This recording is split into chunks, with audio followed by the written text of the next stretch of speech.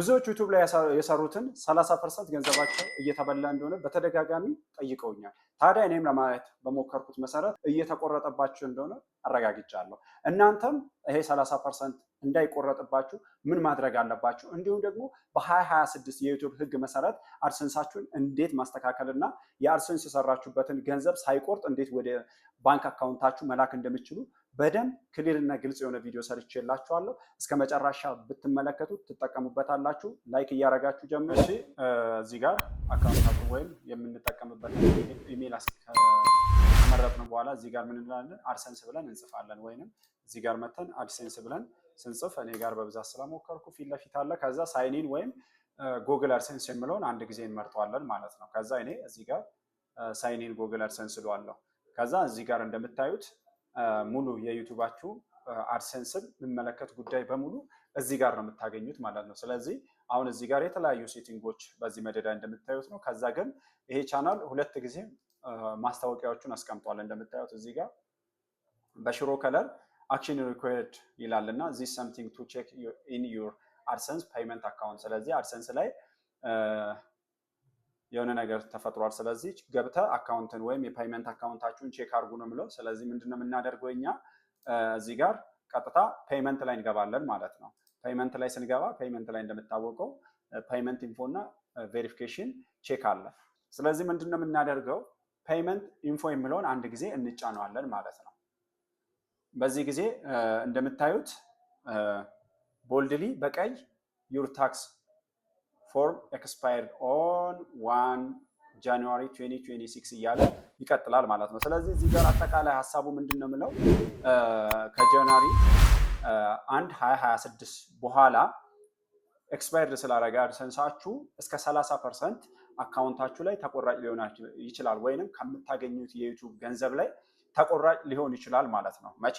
ይሄንን ታክስ እስካላስተካከላችሁ ወይም አፕዴት እስካላረጋችሁ ድረስ ማለት ነው። 30% በፊትስ ይወስድ የለም የሚሉ ልጆች ገጥመውኛልና በፊት ዩቲዩብ የሚወስደው ከአሜሪካና አሜሪካ ላይ ከምታዩ የቪዲዮዎቻችሁ ላይ ከሚገኘው ላይ 24% ይወስዳል። ነገር ግን ይሄ ቶታሊ ማንኛውም ኢቨን ኢትዮጵያ ውስጥ አይከፍልም፣ ግን ኬንያውን ብታይ በጣም የወረደ ነው የሚከፍለው። ከዛ ላይ 30% ሊወስድባችሁ ይችላል ማለት ነው። ሶ ምን እናደርገዋለን? ይሄንን እዚህ ጋር ሰሚት ኒው ፎርም ይላል። ስለዚህ 30% እንዳይወስድ የሰራነውን ያው በብዛት ወሰደ ማለት ነው። 30% ከወሰደ ቶታሊ የለም ማለት ነው። ሰው ሰሚት ኒው ፎርም እንላለን። ከዛም በኋላ እንደምታዩት ይሄ አድሰንስ ከዚህ በፊት 28 ፌብሩዋሪ 2020 ላይ ወይንም ፌብሩዋሪ 28 2022 ላይ ነበር ሰሚት የተደረገው ወይም የተሞላው ማለት ነው። አሁን ግን ኦልሞስት አልቋል። 4 ዓመት ስለሆነው አልቋል ማለት ነው። ስለዚህ ምንድነው 30% አሁንም እዚህ ጋርም ማስጠንቀቂያ እየሰጠ ነውና 30%ቱ ፓይአውትን ሆልድ ወይም ቶታሊ ኮምፕሊትሊ ክፍያችሁን ሆልድ ከማድረጉ በፊት ሰሚት ኒው ፎርም እንላለን ማለት ነው። ከዛ እዚህ ጋር ሰሚት ኒው ፎርምን ስነካ ኢፍ ዩ ስታርት ኒው ፎርም እያለ ይጠይቃል። ከዛም በኋላ ስታርት ኒው ፎርም እንደገና እንለዋለን። ከዛም በኋላ አሁንም ቢፎር ዩ ስታርት ብሎ ይጠይቃል። እነዚህ ነገሮች ማወቅ አለባችሁ ነው። ያው ሰሚት ከማድረጋችሁ በፊት 15 ደቂቃ ከ15 እስከ 20 ደቂቃ ውስጥ ባለው ጨርሱ ምናምን እነዚህ ነገር ብትፈልጉ አንብቡ፣ ካልሆነ ግን ኖርማል ነው ስታርት ፎርም ትሉታላችሁ ማለት ነው። ከዛ እዚህ ጋር ስትመለከቱ ቬሪፋይ ዛት ኢት ኢዝ ዩ ስል እናንተ ናችሁ ወይ እናንተ ናችሁ ወይ ላረጋግጠው እያለ ነው። የስ ትሉታላችሁ፣ ምክንያቱም ሌላ ሰው ቻናላችሁን እየጎረጎረ እንዳይሆን ለማስጠንቀቅ ነው ማለት ነው። ስለዚህ አሁን እዚህ ጋር ስታዩ እኔ ኢሜል እና ፓስወርድ ኢሜሉን ራሱ ስለሚሆን ፓስወርድ እየጠየቀኝ ነው። እኔ ፓስወርዱን አስገባዋለሁ። እናንተም ፓስወርዳችሁን በማስገባት መግባት ትችላላችሁ ማለት ነው። ስለዚህ ፓስወርዱን ስሰጠው ራሱ ዳይሬክት ይከፍትልኛል ማለት ነው። ስለዚህ ይሄንን ቦታ በጥንቃቄ መሙላት ይኖርባችኋል። ስለዚህ ይሄ ነን ኢንዲቪዥዋል እና ኢንዲቪዥዋል ነው፣ ግላዊ ስለሆነ አካውንቱ ኢንዲቪዥዋል እንለዋለን። ከዛም በኋላ እዚህ ጋር አር ዩ ሲቲዝን ኦፍ ሬዚዳንስ ኦፍ ዩናይትድ ስቴትስ ነው የምለው። የአሜሪካ ዜግነት አላችሁ ወይ ነው? አይደለንም፣ እኛ ኢትዮጵያውያን ነን። ኦኬ። ስለዚህ እዚህ ጋር እንመርጣለን። አሁን ምናልባት ጊዜያችሁን ላለመውሰድ ፈጠን እያልኩ ነው። ከዛ ስታርት እንለዋለን ማለት ነው።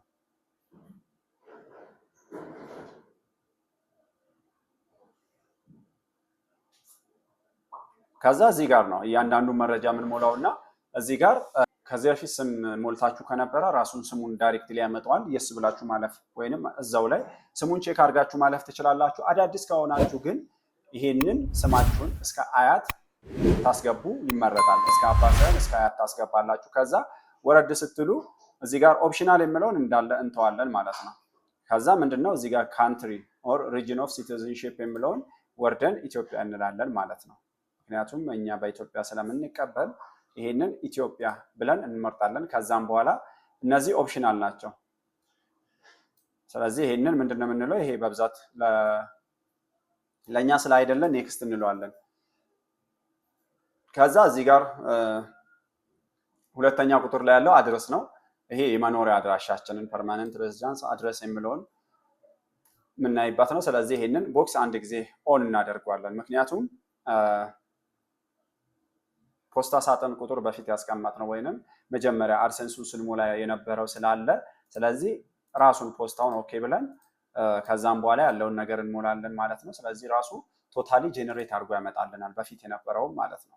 ከዛም በኋላ እሱን ልክ እንቀበልና እንደምታዩት ኢትዮጵያ ኢትዮጵያ ብለን ከሞላን በኋላ ወደ ታች ወርደን ይሄንን ፖስታል አድረስ ኢዝ ሰም አስ ፐርማነንት ሬዚደንስ አድረስ ከሚለው ጋር ቲክ ስናደርገው ራሱ ቀጥታ ሁለተኛ መሙላት የነበረበትን የፖስታል አድረስ ሂደት ያልፍልናል። ከዛ ኔክስት እንላለን። ከዛም በኋላ እንደምታዩት ታክስ ሪተሪ ነው ያለው እዚህ ጋር እሱንም ኖ ብለን እናልፈዋለን ማለት ነው።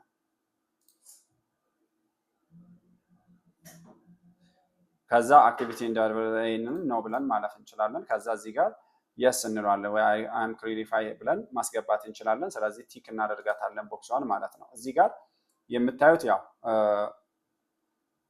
ይሄ የዲሊቨሪ አግሪመንት ነው የወረቀት አግሪመንት ስለሆነ ስለዚህ ምንድነው የምንለው ጎ ፔፐርለስ ወይም ወረቀት አልባ ማለት ነው። ወረቀት ካል ወረቀት ነው፣ ግን ወረቀት አልባ ነው። እሱም ሪከመንድ የሚያደርገን ወረቀት አልባ ስለሆነ ኔክስት እንለዋለን።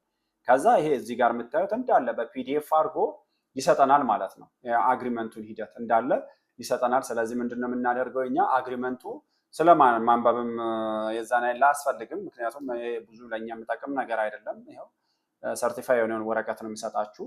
ስለዚህ ወረቀቱን አጠቃላይ ያለን አድራሻ፣ ስማችንን፣ መረጃችንን ነው የሚሰጠው። ስለዚህ ቲክ እናደርግና እዚህ ጋር ዶክመንት ፕሪቪው ነው የነበረውን ዶክመንት አጠቃላይ እዚህ ከላይ የሰራናቸውን ነገር ዶክመንት ፕሪቪው ይሰጠናል። ከዛ እዚህ ጋር የምታዩትን ይሄንን ቦክስ አንድ ጊዜ ቲክ ካረግን በኋላ አይ ኮንፈርም ዛት አይ ሃቭ ሪቪውድ ብለን ያ ኔክስት እንላለን። ከዛ የሚመጡትን ሁለቱንም ቦክሶች የስ እንላለን። ይሄ ኦፕሽናል ነው ማለፍ እንችላለን። ከዛ ማን ነው ይሄን የሞላው ነው? ያ ኤሌክትሪክ ሲግኔቸር ይባላል። ይሄ ኤሌክትሮኒክ የሆነ ፊርማ ማለት ነው። ስለዚህ ምንድነው የምንለው የስ ብለን ማለፍ ነው። ቀጥታ እዚህ ጋር የነበረውን ስም አሁን ምን ያደረገው ቀጥታ ሃይድ አደረገው። አሁን ኖብል ኖሮ ሌላ ሰው ስም እንዲያስገባ ነበር የምጠይቀው። ስለዚህ ግን ራሴ ነኝ የሞላሁት ወይም ያንን ሰው ወክዬ ስለሞላው የስ ስለው ራሱ ባዶ ያደርጋል። ከዛም በኋላ ምንድነው የምንለው ሰሚት እንለዋለን ማለት ነው።